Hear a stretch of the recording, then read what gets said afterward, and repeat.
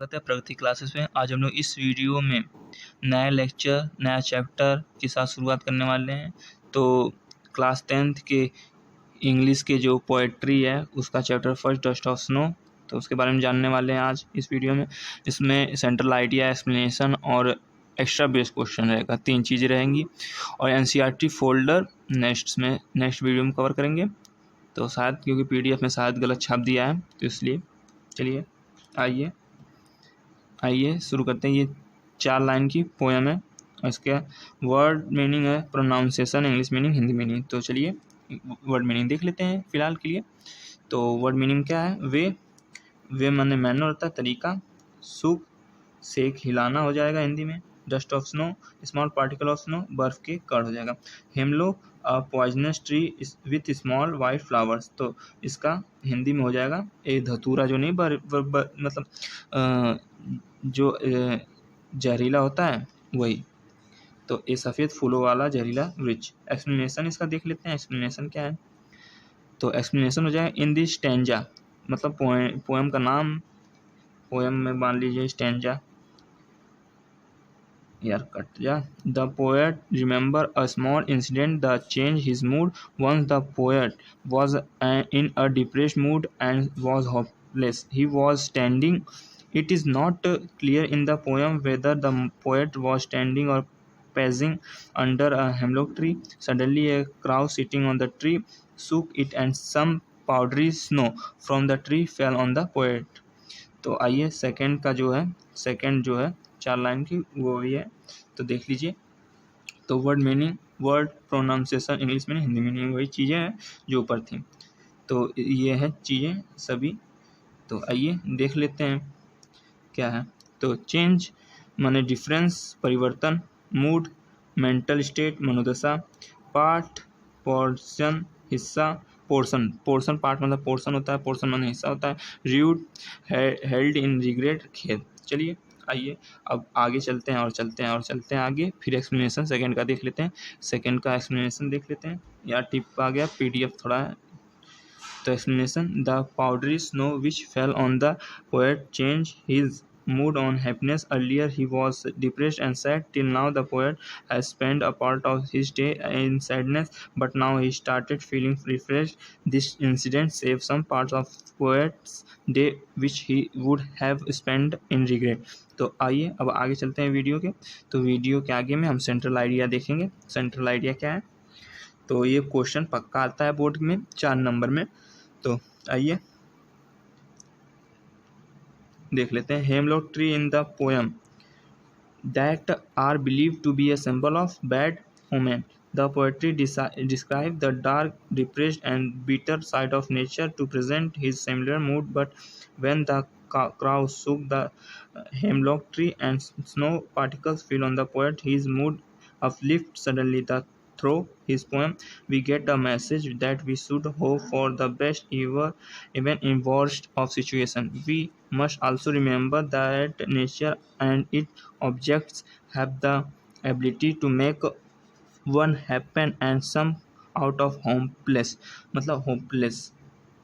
तो आइए आगे हिंदी में स्लाइड देख लेते हैं, एक्सप्लेनेशन क्या है। तो dust of snow Robert Frost द्वारा लिखी गई एक सुंदर छोटी कविता है। ये कविता किसी की मनोदशा को बदलने में छोटी चीज़ों के महत्व को दर्शाती है। कवि ने इस कविता में कौवे या धतूरे के वृक्ष का उल्लेख किया है जो बुरे शगुन का प्रतीक माना जाता है। कवि स्वयं की मनोदशा को दर्शाने हेतु प्रकृति के अंधकार में उदास एवं कटु वृक्ष का वर्णन करता है, किंतु जब कौवा धतूरे के वृक्ष को हिलाता है और बर्फ के छोटे कण कवि पर गिरते हैं तो उसकी मनोदशा का सहसा उत्थान हो गिर जाता है। इस कविता में के माध्यम से हमें यह संदेश प्राप्त होता है कि हमें अत्यंत बुरी परिस्थितियों में भी सर्वेक्षण की आशा रखनी चाहिए। हमें यह भी स्मरण रखना चाहिए कि प्रकृति उसकी वस्तुएं किसी को खुश रखने और निराशा से बाहर निकालने में क्षमता रखती है कि वो ऐसा कर सकती है। अब आइए एनसीईआरटी फोल्डर नहीं देखने वाले हैं क्योंकि इसमें नहीं दिया है, अच्छे पीडीएफ में नहीं छापा है क्योंकि दूसरे के बाद ही खा गया। तो आइए एक्स्ट्रा बेस्ड क्वेश्चन देखने वाले हैं। तो आइए एक्स्ट्रा बेस्ड क्वेश्चन, परीक्षा के पाठ्य पुस्तकों में किसी पोएम का एवं स्टेंजा दिया जाता है तथा उस पर आधारित दो प्रश्नों के उत्तर देने होते हैं। यहाँ पर स्टेंजा के साथ 2 से अधिक क्वेश्चन दिए गए हैं जो केवल विद्यार्थियों के संपूर्ण अभ्यास के लिए हैं। परीक्षा में 2-2 अंकों के 2 ही प्रश्न पूछे जाएंगे। Read the stanza give belong and answer the question that follow. मतलब कि परीक्षा में ऐसे दिया रहेगा, तो परीक्षा में ये दिया रहेगा 4 चीज़ें, मतलब ये पोएम दे दी जाएगा। पोएम जब दे देगी फिर उसमें ये क्वेश्चन पूछ लिया जाएगा। तो पोएम जब दे देगी ना, तो ये जो जैसे क्वेश्चन है ना, ऐसा क्वेश्चन पूछ लेगा। तो क्वेश्चन उसमें सिर्फ 2 ही पूछेगा, मतलब ये 2 दे दिया, मतलब मान लो ये दोनों दे दिया, अब इसका आंसर आपको बताना रहेगा। तो ऐसे ही चीज़ें दे दिया जाता है। पोएम दे देगा और 2 क्वेश्चन देगा, उसका आंसर आपको देना रहेगा और 2-2 नंबर का रहता है, 4 नंबर का रहता है ये चीज़ें। तो आइए हम लोग देखते हैं हमारे क्वेश्चन क्या पूछ रहा है। तो 4 क्वेश्चन है, 5 क्वेश्चन है। तो पहला क्वेश्चन क्या है, what is the name of the poet of this poem. तो आंसर है the name of the poet is Robert Frost. Second, what does the hemlock tree signify. तो answer second, the hemlock tree signifies death and fear, it does not signify anything positive. ठीक है। तो answer question तीसरा, how has the dust of snow affected the poet. तो answer तीसरा, the dust of snow change poet's mood from bad to good and gladdened his heart. और चौथा question, where did the crow sit when did he do. The crows was sitting on a hemlock tree, he shook the tree and ice fell from it. और आइए last question, under which tree was the poetry standing. तो पांचवा है, the poetry was under the hemlock tree. आइए 5 question इसके थे।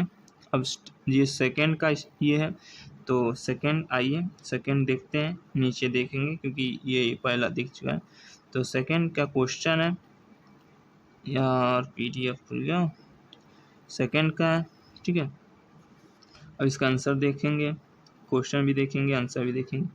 तो question answer दोनों देखेंगे। तो चलिए, क्वेश्चन ये 5 है, इसके आंसर भी 5 ही हैं, लगभग 10 क्वेश्चन हो जाएंगे, बहुत ज़्यादा हो जाएंगे।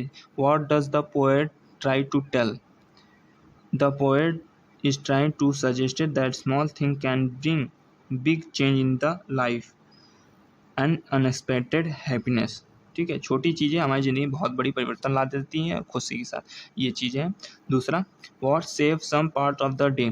Second, the dust of snow shake down by a crow from the hemlock tree on the poet save his rest of the day by making him fail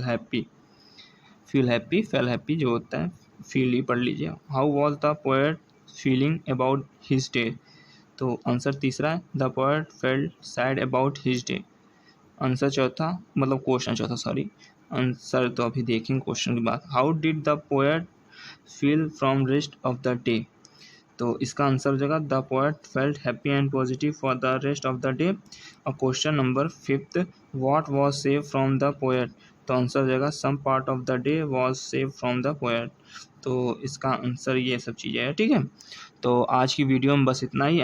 इसके बाद जो बचता है वो है इसके NCERT फोल्डर, क्योंकि NCERT फोल्डर इसका पूरा नहीं है तो इसलिए ये देख नहीं रहे हैं। तो NCERT फोल्डर जब इसका पूरा हो जाएगा तो मैं दिखाऊंगा। तो चलिए मिलते हैं अगली वीडियो में, तब तक के लिए टाटा बाय बाय। इसमें हम लोग 2 चीज़ें देखें, एक एक्सप्लेनेशन देखें चैप्टर के बारे में, और वो जो सेंट्रल आइडिया होता है वो देखें, और फिर एक्स्ट्रा बेस्ड क्वेश्चन देखें जो बोर्ड के एग्जाम में 2 पक्का पूछे जाएंगे। तो चलिए ठीक है, मिलते हैं नेक्स्ट वीडियो में, तब तक के लिए बाय बाय।